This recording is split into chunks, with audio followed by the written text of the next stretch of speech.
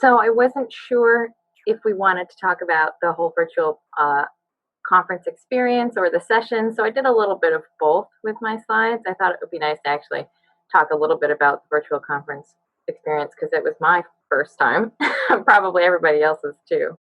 So I thought I would start with some of the highlights that I thought were really great. I liked the Wova. I heard it said differently. I thought that was really nice. I liked that there was a mobile and a desktop version because sometimes when there were tech issues, I would just switch over to mobile and it would kind of just resolve all of those. I thought there was a really nice variety of sessions.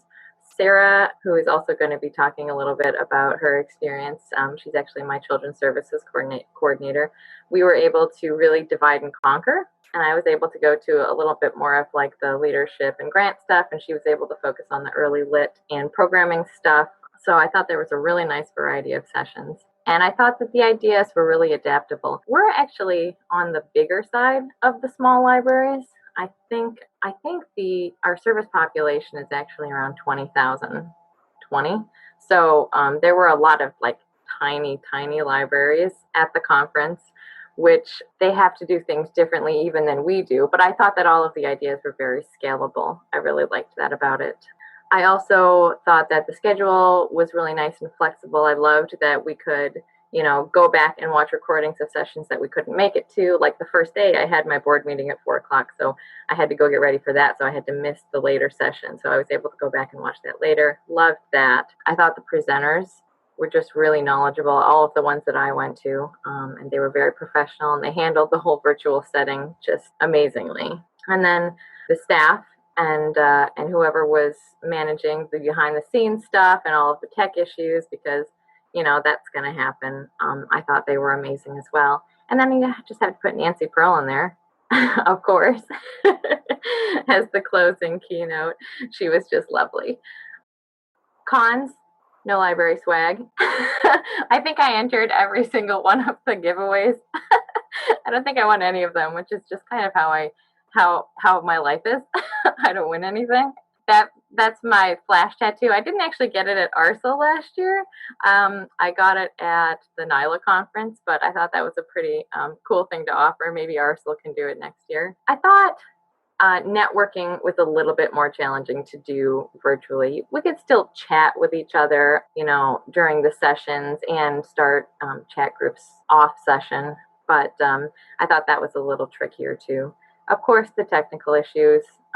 There were some times when, I couldn't get any audio or couldn't get any video, but I guess the only thing you could really do was refresh. I'm sure everyone else experienced that in their sessions too. And then what I wasn't really expecting was it was exhausting. By the end of the week, I was very, very tired. The digital fatigue was really real, and I really felt for my nieces and nephews that are attending school virtually right now, because after 1 week I was wiped. But those were the ones that I highlighted as, stuff for a virtual conference that maybe we can't do anything to change, but just maybe if we wanted to talk about them.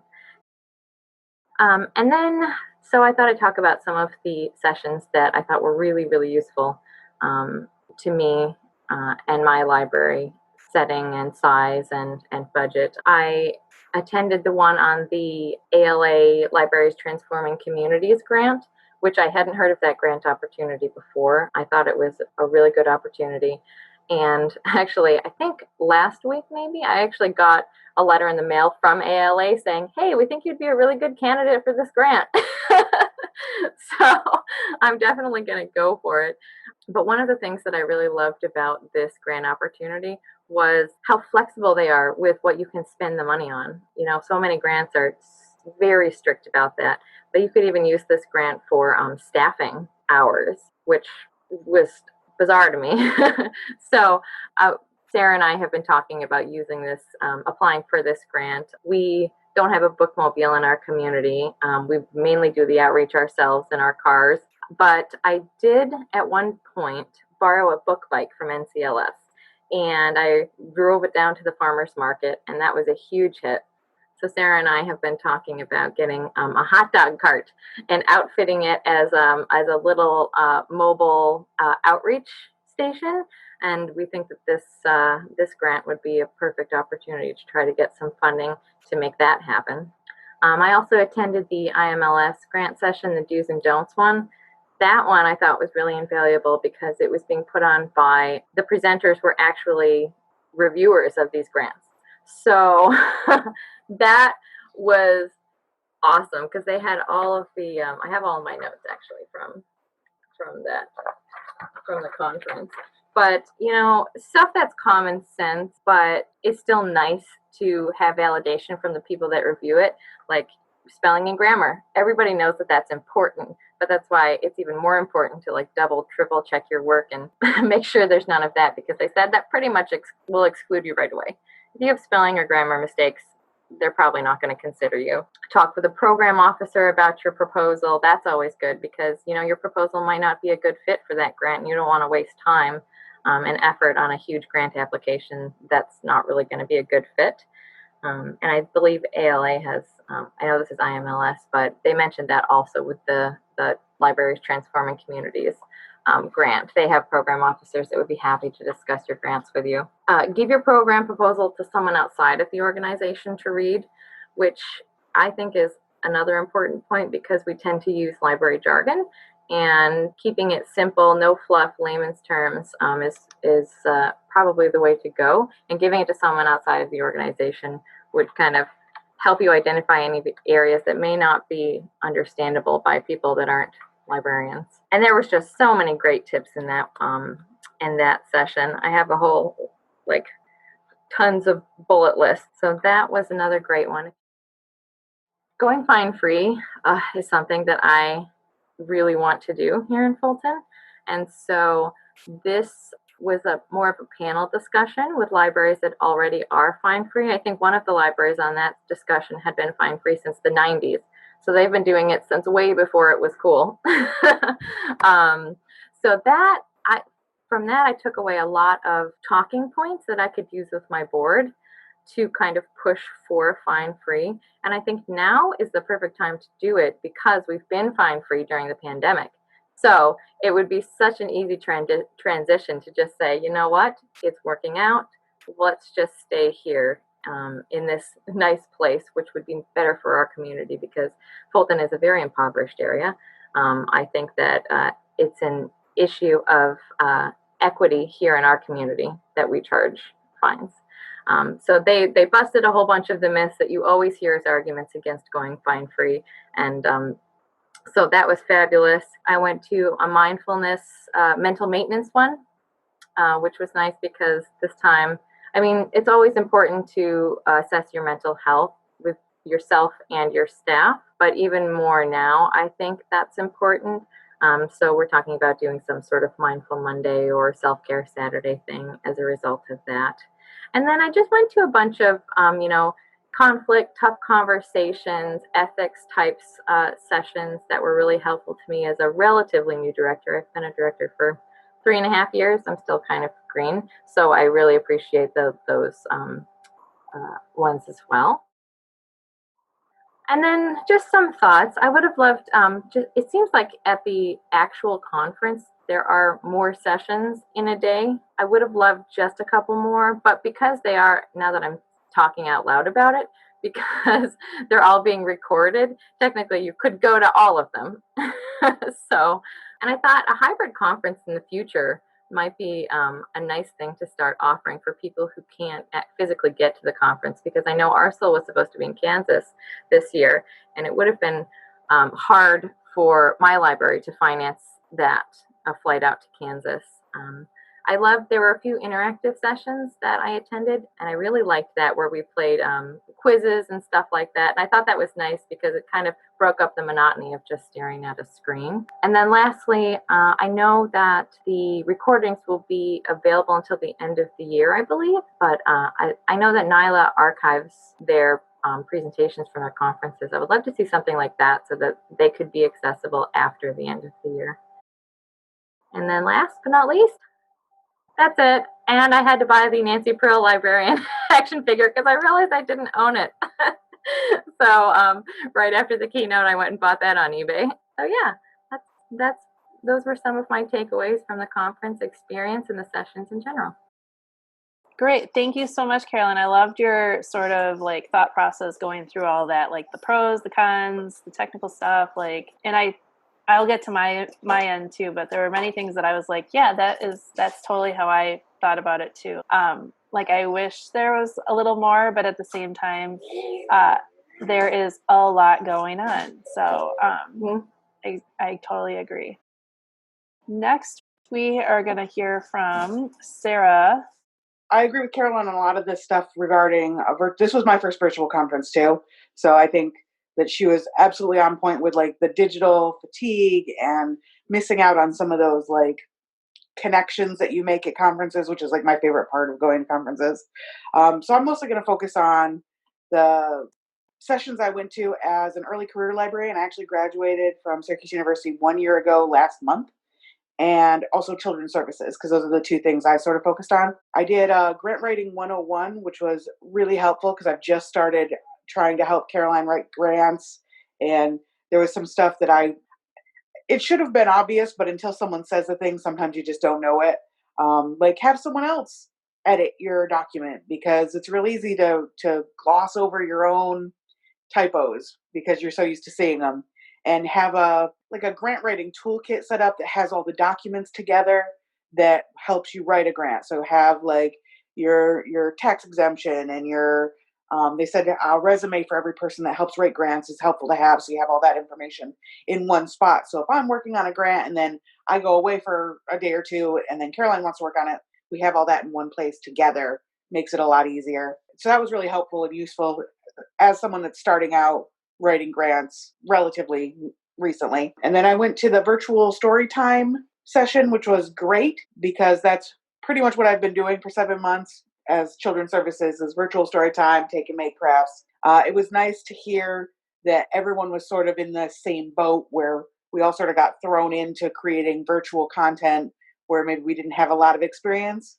And we're sort of, Fulton Public Library is sort of right on track with what everybody else is doing. They had the session, if it's still available and you're doing virtual story time, I think it's really worth going and having a listen, because the presenters talked about like a lot of the copyright problems and challenges of creating virtual content and still wanting to stay within the bounds of legality, and following the spirit rather than the letter of the law. And like a lot of that, most of the publishers have extended their allowance through the end of this year. A couple of them actually stopped in October. So I think that if you do virtual story time, listening to that, even just for the copyright stuff, could be really valuable. The last one that was really like impactful for me was the sustainability session, which I'm a huge Echo nerd to begin with, and they had some wonderful ideas of starting small to make your library more sustainable, not just like environmentally sustainable by like, don't buy plastic forks and knives, instead go to the thrift store and buy flatware there and just wash it. If your library has a kitchen that makes that something that's feasible, don't use paper towels, use rags, and have a rotating schedule where one staff member a week takes home the dirty towels and washes them, rather than buying paper products. But also things like working within your community, like what in your community do you have that you can create like a sustainable connection with? Like, is there a recycling center or a community garden or something that where you can create sustainable community connections? And I thought that was really like powerful and moving, especially Fulton's a pretty impoverished community. So how can we help with, supplying food, or helping people that are having, experiencing homelessness, and what we can do to sustain our community, not just our environment. And I thought that was really moving and powerful. And she was a great presenter. And then Nancy Pearl.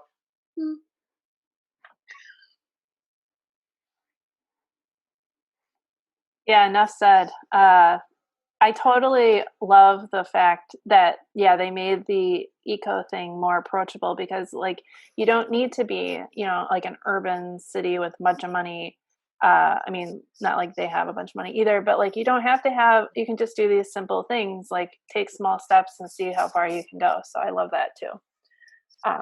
Thank you, Sarah. I'm glad that so glad that you guys were both able to go and stuff. I think that will provide a lot of great collaboration and teamwork and really solidify everything over at Fulton.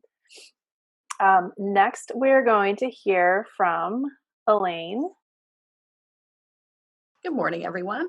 I guess I'm an ARSL veteran, and I have been for years talking about how wonderful this conference is up and down. This is my fourth conference. First one was in Utah, and I was just blown away. Not only because the setting was absolutely amazing, but just the programming, the camaraderie in particular, and I became just hooked on their listserv since then. And just a note out there, if you're not on their listserv, it's well worth getting into because they cover every possible topic you can imagine. I've just found some wonderful information on that listserv. So, I'd encourage that. I went into this one feeling really, really kind of blue because, as I said, this is the conference I look forward to every year. And just for you all to know, I think the Library Network has funded at least twice, I think, for me to go there, or once for me to go there. So there are options out there for the funding, and I would encourage you definitely get those. There's all kinds of grants out there. See where you can get them. Get the money from the Friends of the Library. If there's ever going to be an in-house, I hope there'll be in-house conferences again. I can't say how wonderful this conference in particular is definitely worth attending live. I've met some people who I would say now are lifelong friends at ARSL conference, some from Utah, some librarians from Texas. And it's great that to have these relationships, and we only see these people once a year, but it's strong, and they're often in the same situation that I'm in. And so going into this, I knew I wouldn't make that personal connection anymore. So when I made the decision to attend this conference, I decided I wasn't going to take the time off. I was going to jump in and out as I could. And I'm still attending it because when I get some downtime, I'll pop in another session and I'll watch it. So I haven't seen Nancy Pearl yet. That's my gift to myself. I'm hanging on to that. When I have a really down day, I'm going to just plug in Nancy Pearl. So that's what I'm doing. I'm still attending the sessions. When I attend sessions at conference, I make a point of attending really anything to do with community and programming. That's my that's what I work on, and I always try and find funding to cover grant funding to cover some of the programming that I'd like to make part of, of our community programming. So I did redefining literacy with community events. I did Wednesday. I did capturing community. I did Spark Talks on programming, and one of the presenters there is Noah Lenstra, and he's there every year. And he's kind of this geeky library guy, but he is so worth listening to. Part of what we've done in Messina is, and this is through ARSL, is be part of the kind of moving in your library group. And I started doing Jerry Fit a few years ago, and that was from that conference. And I got all of the information on how to do it. So we've done that. We're big into story walks, even winter snowshoe story walks, like really any kind of physical activity that we can have in our library or we can associate with our library. That's a big part of what we do. And it's really thanks to that conference and really Noah Lenstra who really got me moving in your library. We do yoga, we do mindfulness, we do all those sort of things here, which of course we can't do anymore. And I attended community support for your library during COVID-19, which I found that was one of the better takeaways. And I found that very, very interesting what libraries like ours are doing and how they're still trying to do having to garner community support during this time, because that's what I find my biggest problem is I don't want the library, which was really at the forefront, to suddenly have to take a backseat to everything in our community. So trying to keep us relevant in our communities is a big part of what I'm trying to do. And I really liked mindful programming for all ages. Mindfulness is something, that's important to our community, well, to the library community, as much as we've done mindful programming before, we've done yoga before. So I'm getting some ideas. I'm trying to pull something together for January, kind of the darkest month, where we could do some kind of mindful type programming. So that's where I'm kind of going with that. I found the program, the sessions that I have attended were very well done, which I would expect from ARSO. I don't think I've ever attended a dud yet. They've always been terrific. My community here is about 11,000. So for the most part, they've been very applicable to my community. And they translate very well. If I have a question, I've got in touch with the presenters in the past. I've met them for coffee after. I really find there's a really good sense of we're all in this together kind of thing from ARSO. So as far as my takeaways, I like the WOVA app. I like attending it online as an option of either that or not attending the conference at all. It's a way to attend. And I would advise people, if you haven't attended I'm going to attend all of them. I'm going to go back and make the most of it. And every downtime I get, or I'm feeling blue, that's what I do. As I get on there, and it kind of makes me feel better about what I'm doing and what I'm trying to do. And yeah, I know next year next year it's in Nevada, so it's time to think about how you can get who you can approach to fund your trip to Nevada. It would be well worth attending. And contact Christy at the Library Network. She'll let you know how you can go about offsetting the costs. And they charge. They usually don't have the conference in big cities. They're always in secondary or third cities, and it's always very, very affordable. So I would advise everyone, if you have a chance to attend an ARSO Live, do yourself that favor, because it's certainly well worth it. So that's what I have. Thank you. Thank you, Elaine. My takeaways really were a lot of what everyone else has already said. I've been to a few online conferences. I've used Whova. They used Whova last year for the in-person, but it is a nice platform for virtual. I went to the SUNY Law, which is the SUNY conference in June, but that was interesting because they didn't use an application at all, to be frugal, and probably costs quite a bit to host it on there. But they just had like a spreadsheet with different tracks listed, and each session was applied to a different track, and then you clicked on the link to that Zoom space to attend that particular session. That was a little harder to keep track of, although it was, like I said, frugal of them to do. But I was going to show you a little bit about the Whova app. So this is the Whova home, and over here along this left side, you can see a bunch of links. It had the daily agenda, so you could click through and look at each day, sort of see what you wanted to do. You could add it to an agenda. You can add it to your calendar, which I ended up adding a bunch of things that I knew I wanted to see. And then that way I could see what was overlapping, and I'd have to make a choice. Like, do I want to see this one live or wait to see the recording? But it was really nice having such an organized visual of the whole day, all the information about the presenter. You can see over here on the right, they have the session Q&A and the chat. So you could see like what questions people were asking, comments and things like that. So there was a sense of like networking during the live program, which was nice.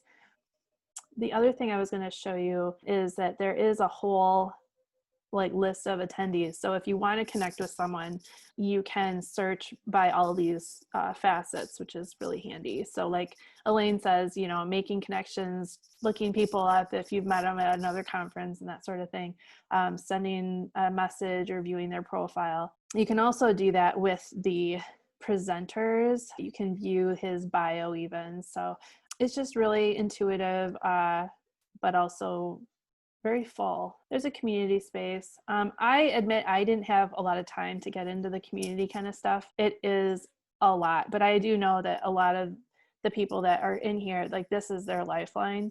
Like these are the people that they are so close with, and so, working on the same issues. So this is an important place for many people. A huge thing is this video gallery. Now this will take you to all the sessions, all the recordings, which is great.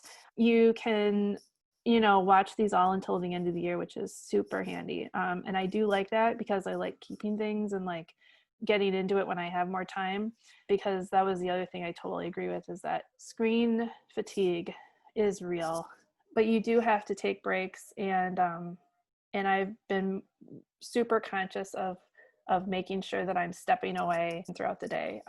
So that's why it's nice to kind of like, do your conference live when you can, and then having this time then to go back and take it in later. Chrissy, I just wanted to say one thing that I really liked about the agenda was that it had the full agenda and then your agenda. So I added all of the sessions I went to my agenda, which made it really easy, because when I went back to write up my notes for my board, like everything that I went to was right there, because I couldn't always remember which ones I attended. But I really liked that feature as well of the app. Yeah, I see that I had added a couple to my agenda, but I mostly added stuff to my calendar to like incorporate it into everything else I had to do. But yeah, like that is really handy. I mean, I feel like I'm going to go through and be like, oh yeah, I do want to do this one, this one, this one, so I can keep track more of the ones I really want to watch before they expire. That's a good point. Christy, I find it handy when you're attending, I'm still, as I said, I'm still attending sessions, that the questions and the messages on the side are still there. And I think you can still add to it and still draw from that as far as as the conversation is still active. So I like that. I think that they really thought about that people, in various situations are still attending conference, and the topic is still of interest to people, and people still have questions and want to have conversation about it. So I definitely appreciate that element of it. Yeah, like it kind of is still alive, which is unique. It would be nice for them to consider in the future this online sort of the hybrid that we talked about, and sort of trying to incorporate those that just can't make it to these because of time or money or all the above. Things come up and it's all over the States. We were fortunate enough last year that it was just next door in Burlington, and I got to go to it for the first time, and I was really glad, because it's all the libraries that we serve basically as the network, because our region is very, very rural. So I appreciated it a lot, and I'm glad I could go again this year. So that was ARSL 2020, another great ARSL conference. If no one else has anything else, then we can say thank you for coming and have a good rest of your day.